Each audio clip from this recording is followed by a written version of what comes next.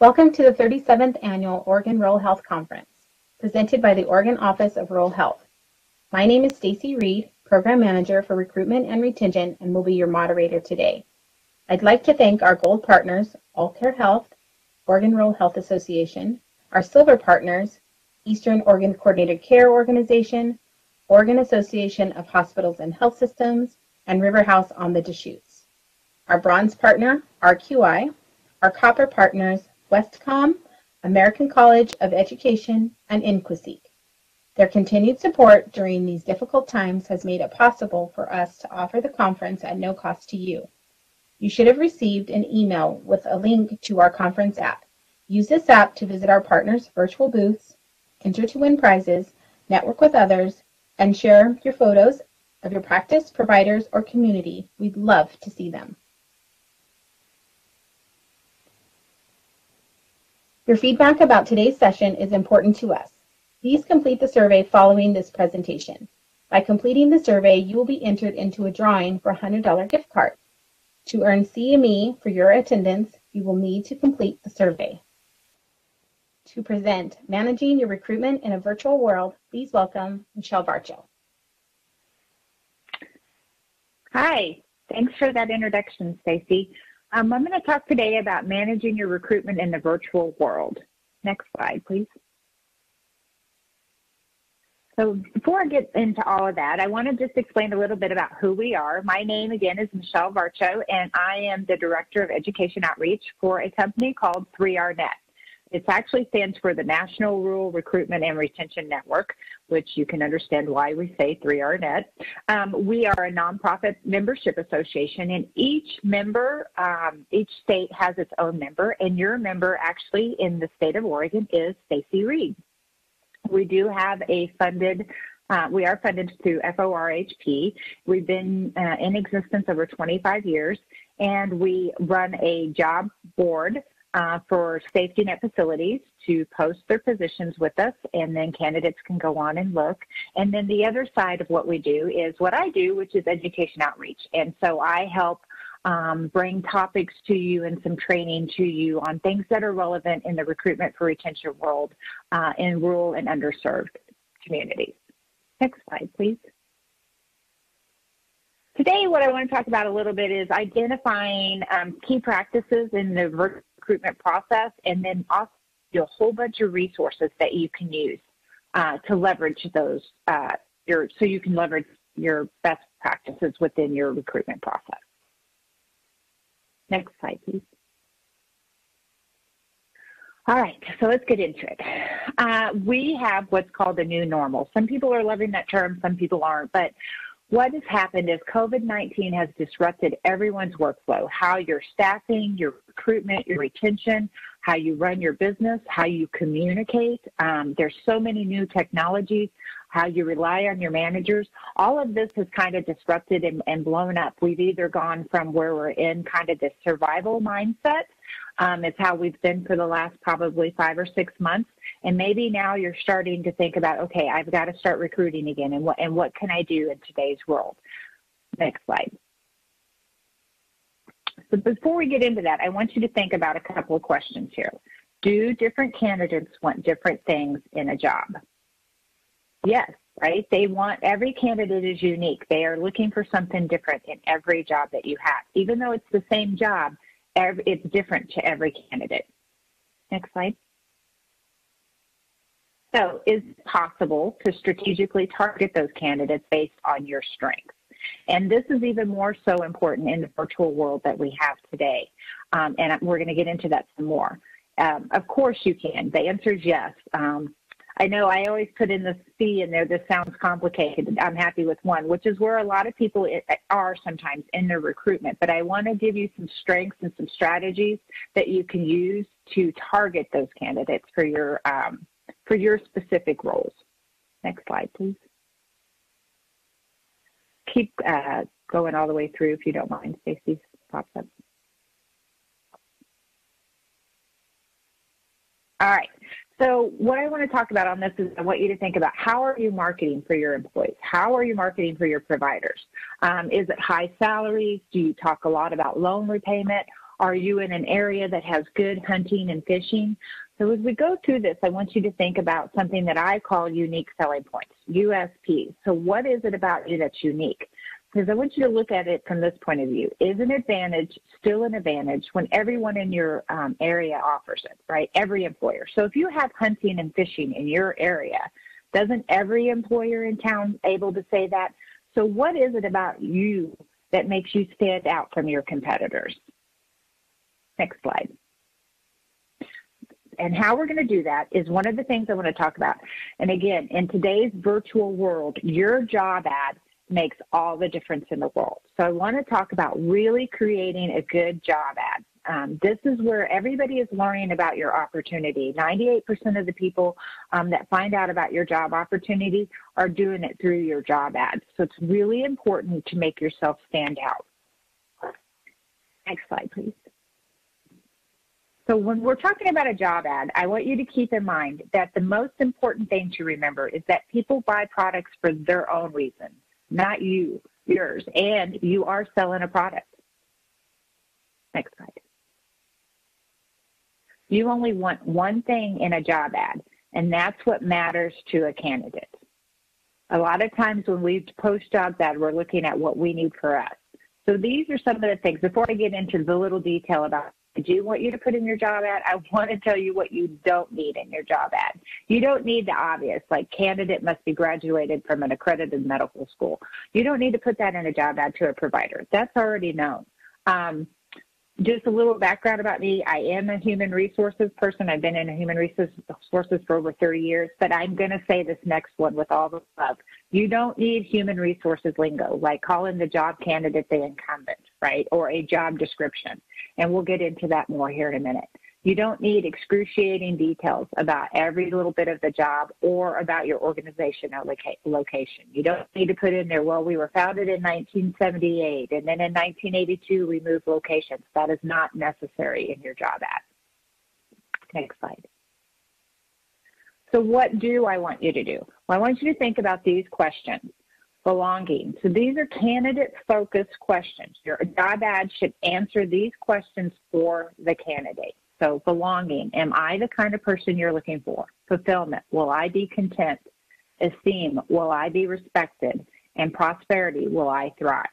So think about yourself, okay? When you're applying for a job, are these not the four things you think about, like, will I be good at this job? Is this something I can do? Will I be happy there? Will I fit in? Will I make enough money to survive and have the life that I want? So just think about yourself, too. What would you want answered in a job ad? The other thing, too, I want to make sure that you consider when you're thinking about what matters to the candidate is usually a spouse, partner, and family will also be part of what they need will be on that candidate's mind. So you can answer the same thing. Belonging, will they be happy in your community? Will they be fulfilled? Will they have esteem? And will they thrive, right? Prosperity. Next slide. So what does that look like? What does belonging look like? How can you put that in a job ad? So your answer to that is your story. What is your story? What is your employee's story? What kind of teamwork can you bring? And so an example of what that might look like in a job posting would be, we're looking for a motivated, mission-driven nurse who's looking to be part of our growth as well as their own.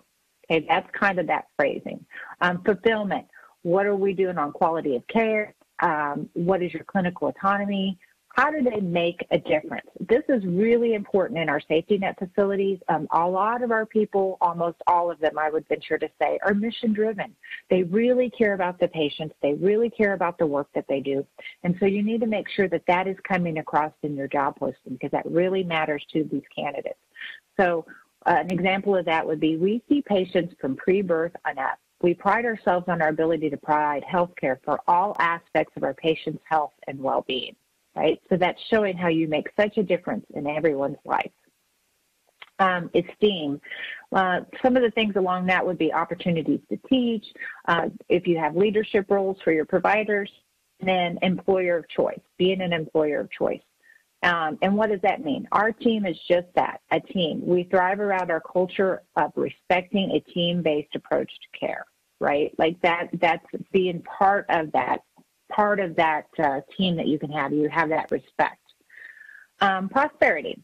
So then on that, we're talking loan repayment, competitive pay, compensation package. And when I talk about prosperity too, we're not just, and when we talk about compensation, I want to take a moment and make sure that you understand that what matters to a candidate, money always matters. That is a fact. But there's more to it than that. So think about compensation as more than what unique benefits can you bring, what are some other things? Do you have great work-life balance? That is part of that prosperity. And so a good phrase for that would be, our culture emphasizes our team members' health and well-being as much as our patients.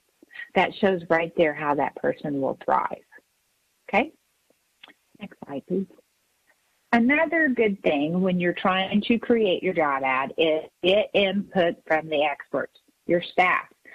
Especially even those that have recently started with you.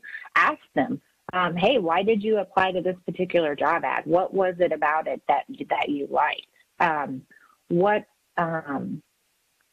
was it that stood out to you? And another thing to ask them is, what key words or phrases carry meaning and impact?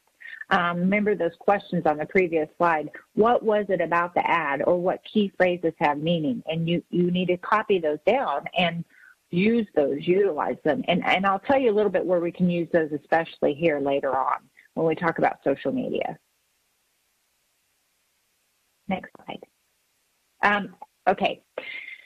You need to really make your job ad visual. And the reason I'm saying that is, our cell phones have made us lazy readers. We want to look at stuff, we want to look at content, and we want to be able to glean what we want out of it, what information needs to be out of it very quickly. We're talking 60, 90 seconds is about the time frame, attention span that you have. So to do that, make sure that you're including links to websites, simple videos, photos, maps or attractions. A testimonial video or photo from your current staff is a really, really good idea. And the very last thing I'm going to put on here is mobile friendly. And here, what I actually would like for you to do right now is just take about 10, 15 seconds, and I'd like for you to pull out your phone. I'm probably the only presenter that's ever going to tell you to pull out your phone during a presentation, but pull out your phone. And if you don't have time right now, then I highly recommend that you do this after this presentation. Pull out your phone, pull up one of your job ads, and look at your job ad on your phone.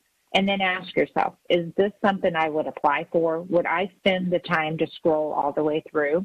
And then actually try to apply for the job and see what kind of barriers you encounter when you're trying to apply from your phone. And see where that gets you. That's a really good practice to put in. Every time you should do that, actually every year or so. Just go in through your application process. Go in and look at your job ads. So this right here is what I see probably 90% of the time. People just drop in a job description. Do you think this would be very good to see on a mobile phone, or that would really glean a lot of interest from a candidate? Next slide. This is what I would rather you have. So if you look at this, we're going to examine this just for a minute here. If you look at this slide, you're going to see that we have a little bit about the history of the health center. We have a testimonial video about why nurse practitioners live there. We do talk a little bit about the job functions, what we expect, some expectations. We talk about loan repayment. We have a video to loan repayment and what how they would prosper. We talk about clinical autonomy.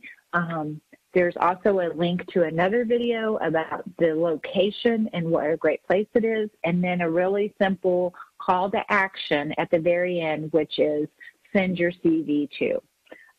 That call to action, you need to make sure that when you're doing that call to action, even if it's a link back to your website to apply, make sure you're looking at that and there's as little barriers as possible to the application. The biggest thing that you want to do is get that person's contact information in front of you so that you can start the process.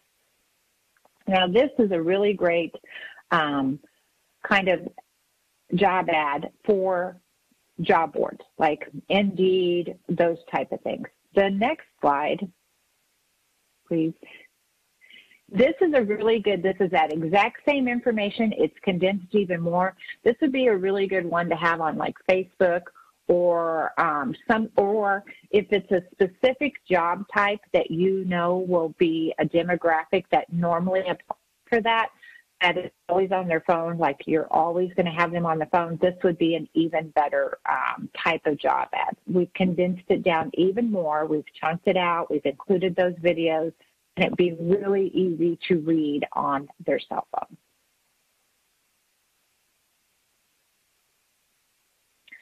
Okay, so the next, that's our whole job ad.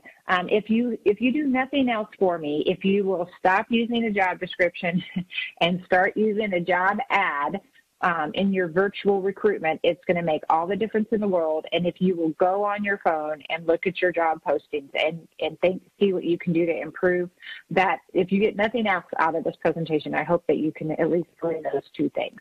Remember, competition is very fierce, and so that all communication should be candidate-driven from a candidate lens. So the next thing I want to talk about is where do you think potential employees have their initial perception of your community?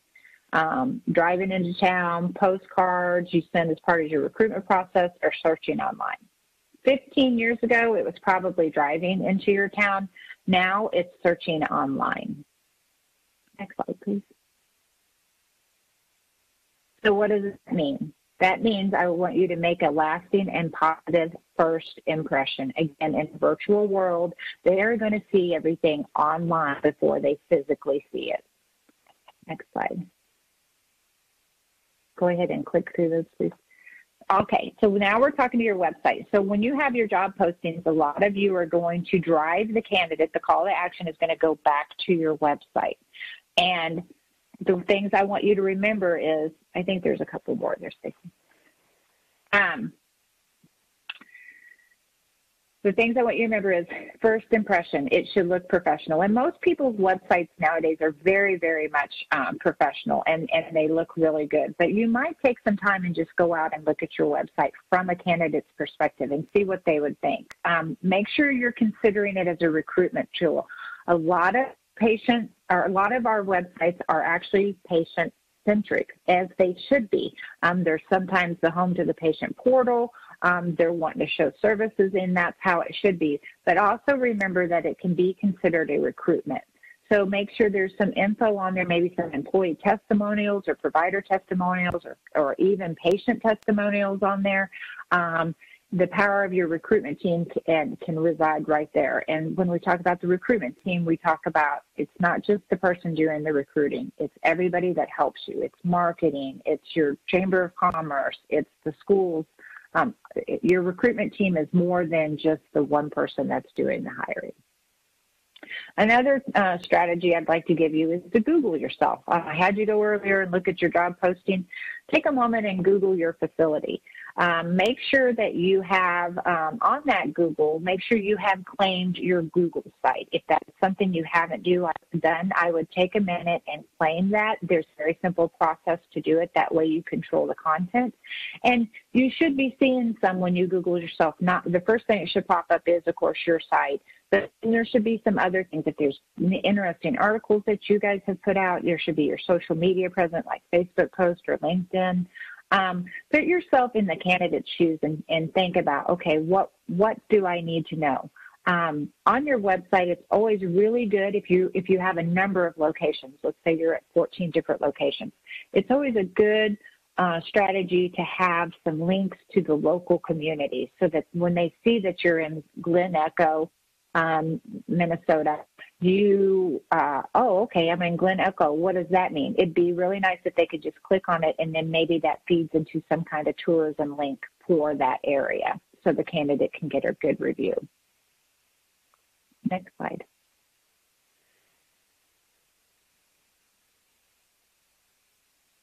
So when you write for the web, If you remember the one I had, the last job posting, it was really chunked out. It's very good to do it chunked out. Again, if you remember, our cell phones have made us very lazy readers. We want really quick information, and we want it really fast. So make sure that you're always making it content heavy with photos or links or videos, something that's visually appealing, and that it's conversational and kind of casual. Next slide, please.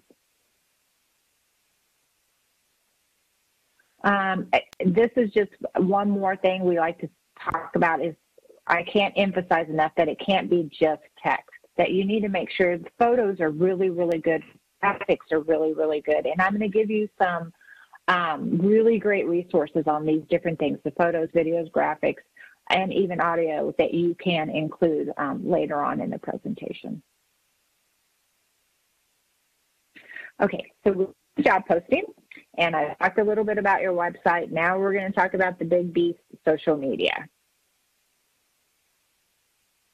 We use, we as in 3RNet, use Facebook, Twitter, and LinkedIn. And what we share on those are blog posts, job postings, events. We use resources from our partners like National Health Service Corps, or you could use your PCA, or whatever you could partner with. The biggest thing on this is sometimes people get kind of bogged down in that we don't have content. So you can always use or share what your partners have put out there. So don't think that you have to create all content. But from a job posting angle, it is really, really a great resource, and we'll go into that here on the next slide. So usually what I see when I get social media for some of the employers that we work with, I see them always talking about their services. They talk about jobs. They talk about staff. They have reviews. They talk about fundraising, and then share any kind of trends or topical information. And so think about those things whenever you're utilizing your social media. Next slide. Okay. So I said I would share some sources. So the next 3 or 4 slides, I believe, is going to be nothing but great content sources. Whenever you are looking to put something out there, there's some local news on healthcare related. We've shared a link here. You can look at I told you to some of your partners you can look at is State Health Department, your hospital association, your PCA, your State Office of Rural Health, medical schools, your AHECs. All of these are things that if you are friends with, you can share their content.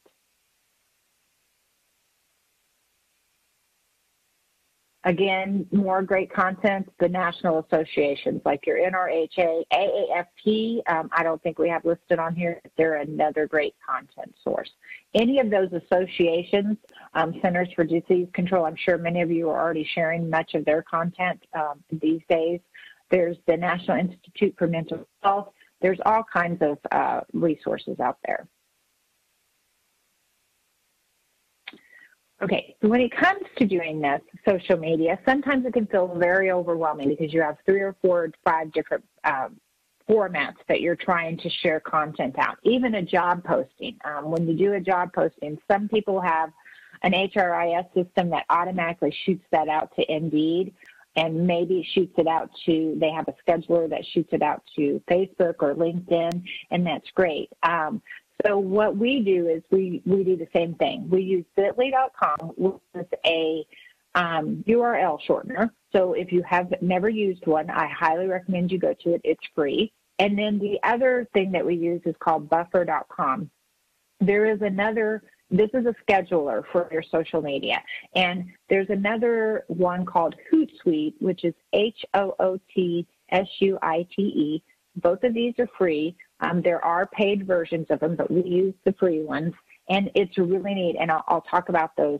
I'll give you more in depth on Buffer in the next couple of slides, but we use this to manage it, and what we love about it is you can do one post, and then it automatically pushes it out. Another thing that we do that kind of helps us is because we showcase each state, one state a week for the whole year, and we use a spreadsheet, and that keeps us on track what we're going to post and when. Next slide. So I said I would talk about buffer. So if you look on this presentation, you'll see on the left-hand side, that is our different format or platforms. That's LinkedIn, Facebook, Twitter, and up here you can see where you can write your post. You can write one post, and generally kind of the rule of thumb is we write for Twitter because it's the most constricted or restrictive on characters, and so you can write that out. And then next slide. You can see what this looks like. You can embed an image, and this is actual posting will look like. And then if you go to the next slide, this is the scheduler, and this is the thing that I love. So you can write 5 or 6 different posts at one time, and then this lets you schedule it out. So if you wanted to post out this week and then again in 3 weeks and then again in 3 weeks, you can schedule it all at one time. The thing I love about it is it looks like you have a whole team that's helping you put out tweets and Facebook posts when really you're just taking about an hour writing out everything you need and scheduling it out for the next month and a half. I believe the paid version lets you go out to 12 weeks and the unpaid version lets you go out to 6. Next slide, please. On that note, social media ads. Click it a couple more times. Okay. I love social media ads because it is very inexpensive and you get a lot of bang for your buck. So you can target either a small audience or a national audience, and there's so many ways to target it, and it's really inexpensive. And one of the tricks to this is remember we talked earlier about content information from all those national associations. You can use those associations as well to help spread your job postings or any content that you want spread.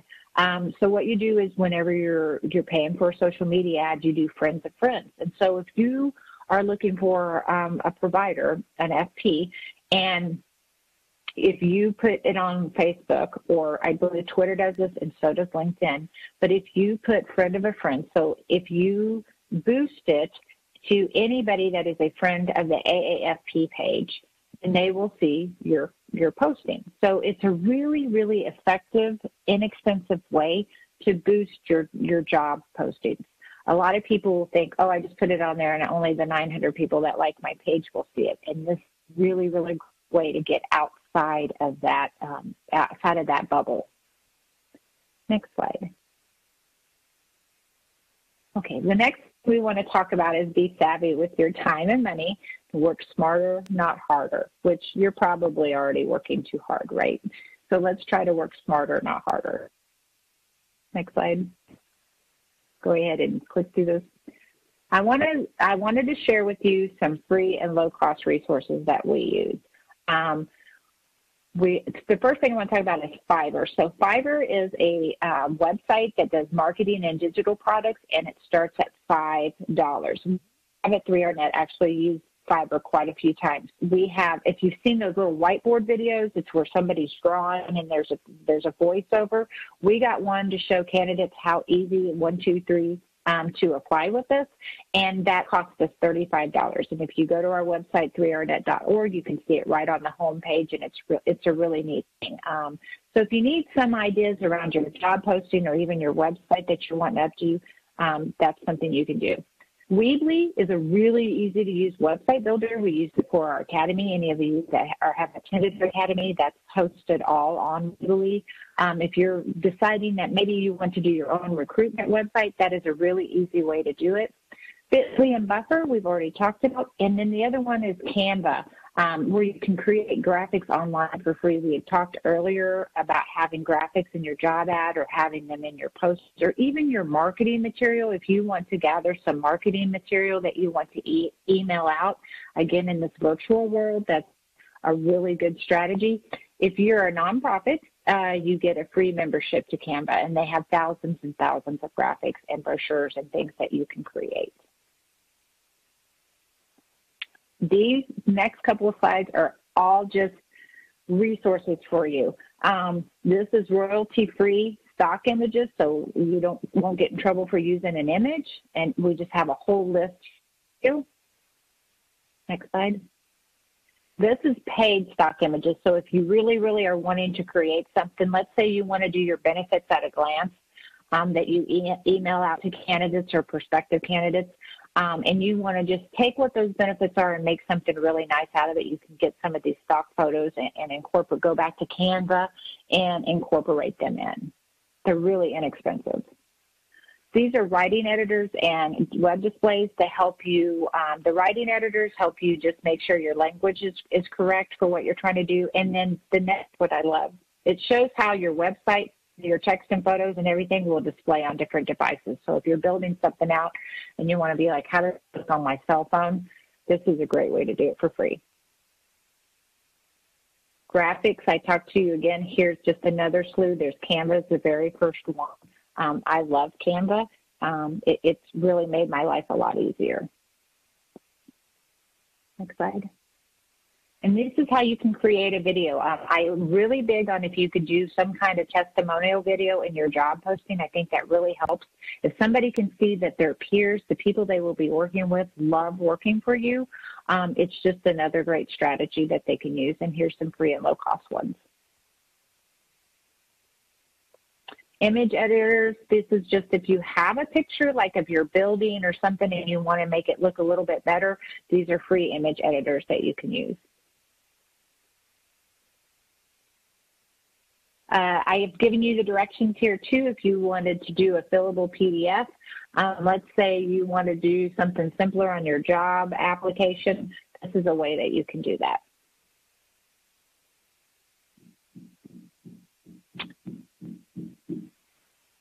The final little tips and tricks we'll use is using your email signature to market either your organization. You can do your logo. What if you have an open position that you want to market? Put that link right into your email signature. We do this a lot whenever we are trying to promote like our academy or anything that's going on, our annual conference. Using your email signature is a great way to do that. And then the other piece is I always tell people to make sure you're using your network. For us, it's our members. But what is it for you? Is it other healthcare organizations? Is it, are you a FQHC and it's your PCA network? Use your network for you and try and think really, go through a kind of a questionnaire in your mind. Who's my network? Who is that? Is it my local people? Is it my, like I said, PCA? What does your network mean for you? Okay. So teamwork, along with free tools, makes the dream work. Let's talk about this. Next slide. So using your free and low cost, how do you manage all this, right? Use your free and low cost tools, revamp, reuse, and recycle your content. Your recruitment team, meaning your marketing team. And we have a whole thing on 3RNet about your recruitment team, and that's what I was alluding to earlier. Really thinking through your recruitment team. Who's going to help you? Who's going to help develop these things? Who's going to do the social media posting? A lot of times your recruitment team and your marketing team works hand in hand on these kind of things. So there needs to be a good partnership there. And then sometimes people are like, I don't want to do it because I won't do it perfectly. Just remember that done is better than perfect. This is Sheryl Sandberg, which is the Facebook COO, kind of says, it's better to have something out there than nothing at all. I want to talk a little bit about sourcing in the virtual world and find what works for you.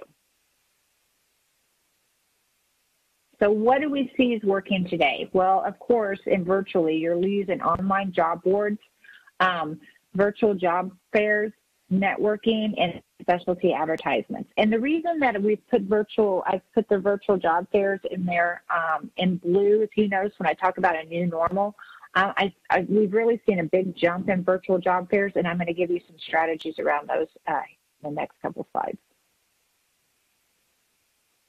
Next.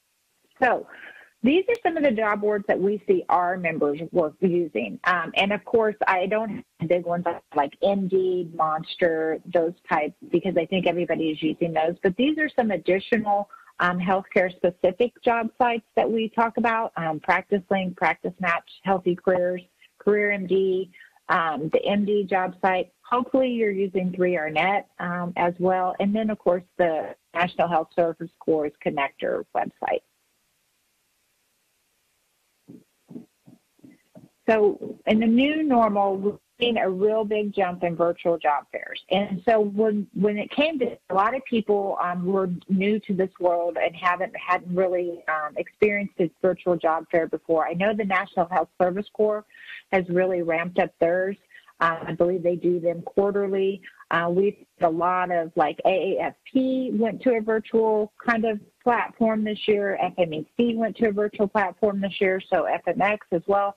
So we wanted to just give you some tips whenever you're attending a virtual job fair. So some of these platforms give you the opportunity to do a dress rehearsal. And so if that happens and you're not really overly familiar with the format, take the time and do that. Go ahead and participate in that. It'll just make you feel better and more comfortable whenever you're actually with the candidates.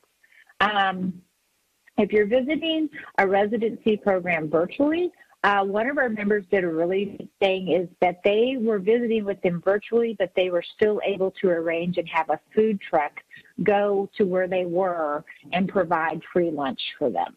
Another idea is, and this is something that we do, whenever we have members that are on a virtual job fair, we use a Zoom call, a separate Zoom call to kind of coordinate. Especially if that platform goes down, if there's something wrong with it, you still have that as a backup.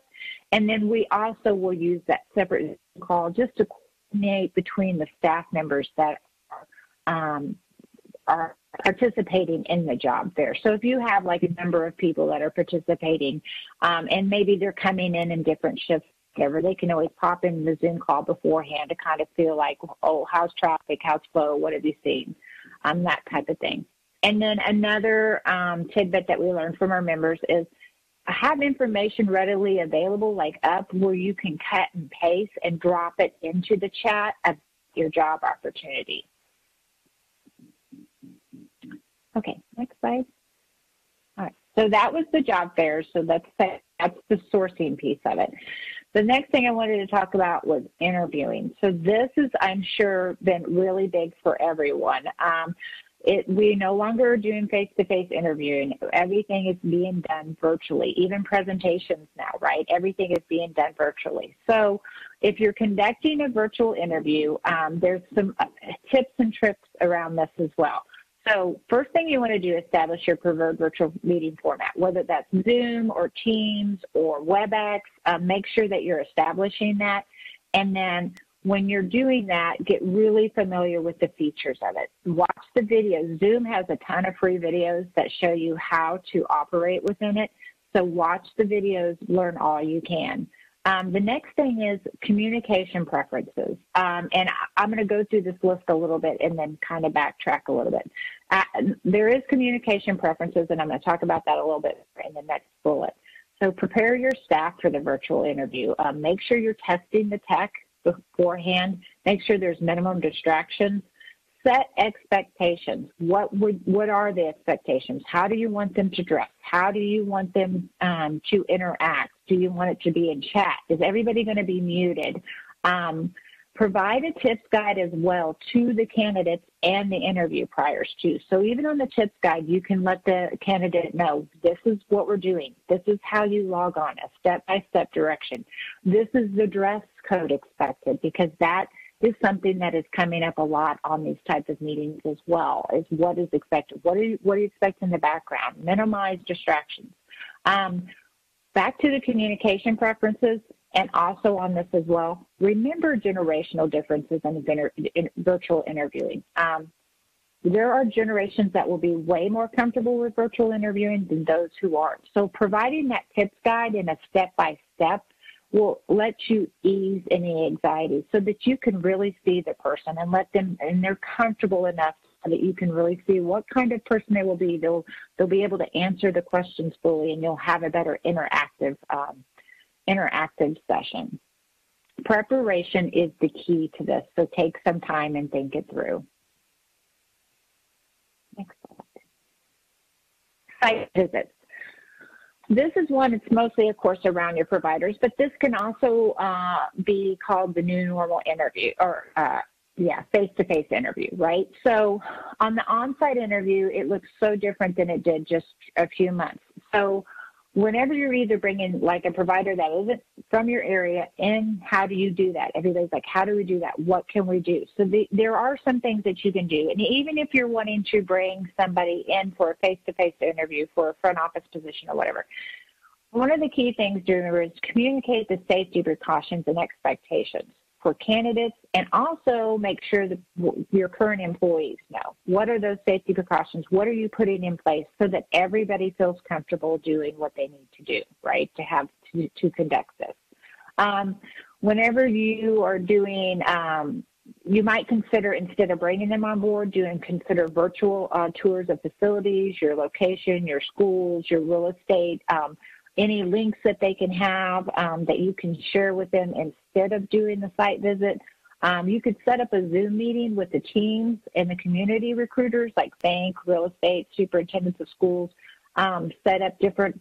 And then if it is all virtual, if you're not going to be able to do any of it on site, you're going to have more than one meeting, right? So it's almost like if you took an itinerary for an on-site interview and you just broke that down into different meetings.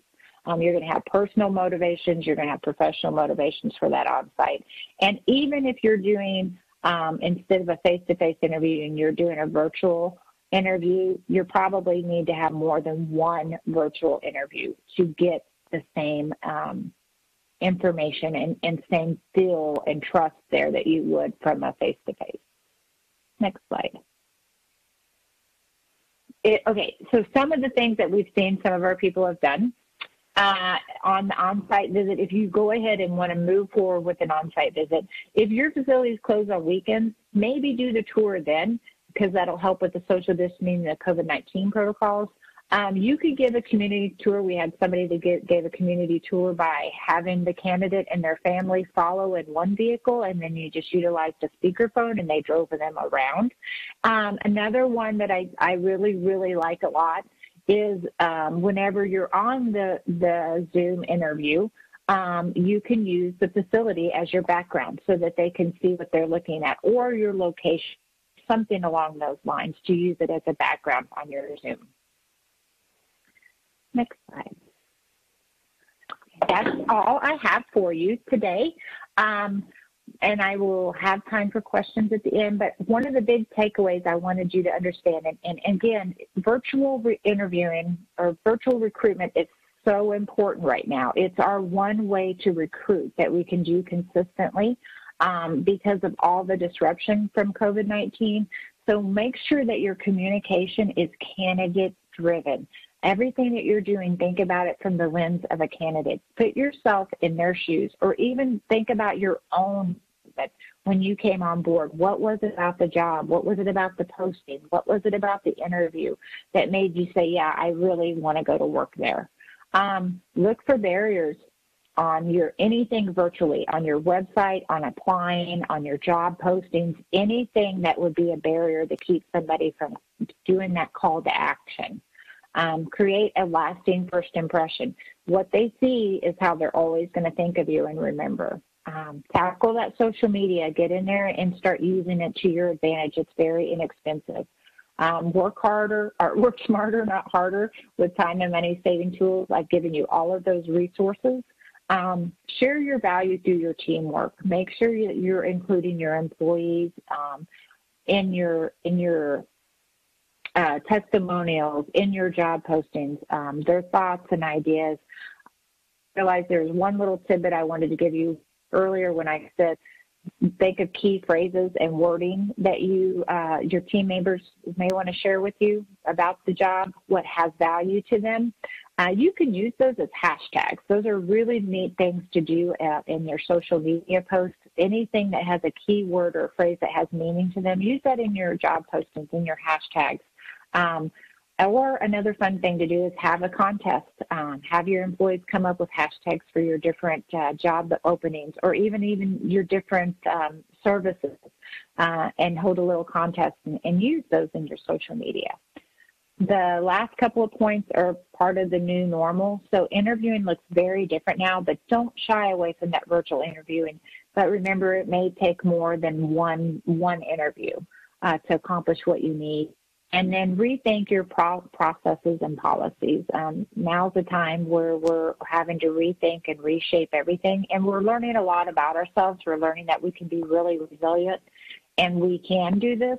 So don't focus on so much what you can't do, but focus more on what you can do. Thank you for your time. Thank you, Michelle, for the outstanding presentation and for sharing your expertise. This is exactly what I needed to hear to feel prepared for virtual recruiting. Let's take some questions. Hi, Michelle. This is Bob Dumig. I'm filling in for Stacy today. Thank you for that great presentation and all the great information. We've got a couple of questions that have come in. One from Caitlin. And any specific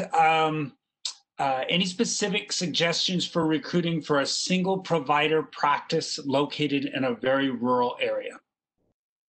Yes. First of all, thank you for having me today. And I hope that the information I just laid out is very helpful. But when we're talking about a very isolated rural practice, it is even more challenging, and that's why virtual is even more important at that point.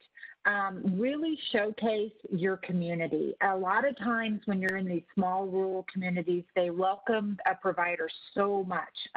They very much have open arms. They want them to be a part of the community, and include those type of things in your job posting. You know, include looking for a leader in the community, somebody that will be very much in tune with that, someone that wants to make a difference, not just in their practice, but in the place that they actually live. So anything that you can bring to light about your community itself. I will tell you, I'll just share a story. There was a community in, I want to say, Idaho that was extremely rural, and the community came together. They were very desperate for a provider.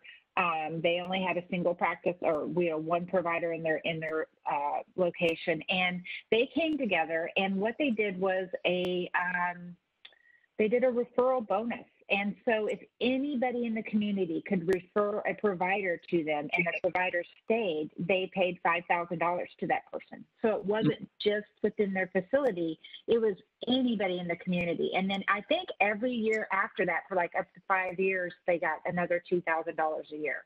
Now, the businesses all came together. This was all supported, right? They all came together, and that's how they kind of made it happen. So you kind of have to be creative and think outside the box a little bit when you're really trying to draw into the rule. But you also, one of the big draws to a rural area is the culture, right? And we talk about cookies on a doorstep, right? If I leave a tin of cookies on doorstep in rural America versus urban America, we have completely different reactions, right? So think about that from a rural perspective, that your community is really one of the best recruiting advantages that you have. Excellent and great ideas. Another question that came in was housing, the challenges of housing and recruiting at this point. And I know that's nationwide, urban and rural and frontier, et cetera. Do you have thoughts?